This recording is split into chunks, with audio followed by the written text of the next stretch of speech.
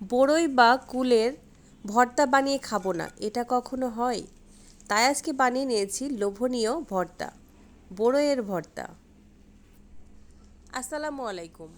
আশা করি আপনারা সবাই খুব ভালো আছেন।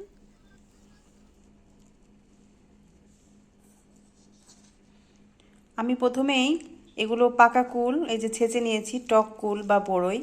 আর এগুলো হচ্ছে আমার ছাদ বাগানের আমড়াটাও আমি এভাবে ছেঁচে নিয়েছি। এই যে এখানে কাঁচা মরিচ আমি একটু বেটে নিয়েছি। আর যা লাগবে ধনিয়া পাতা বাটা। আমার কাছে কাঁচা তেঁতুল নেই, এজন্য আমি একটু পাকা তেঁতুল দিয়ে দিচ্ছি। এখন দিয়ে দিচ্ছি স্বাদ মতো একটু লবণ। এভাবে যদি আপনারা টক বড়ইয়ের ভর্তাটা মাখিয়ে খান, দেখবেন যে কতটা মজা।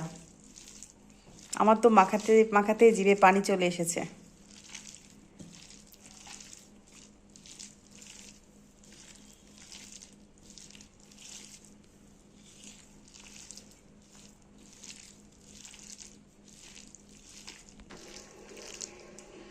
আর এখানে আপনারা চাইলে সামান্য একটু চিনি দিয়ে দিতে পারেন।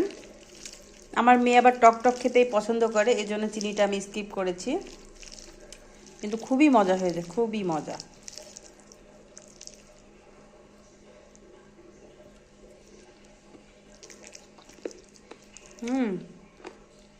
খুব মজা।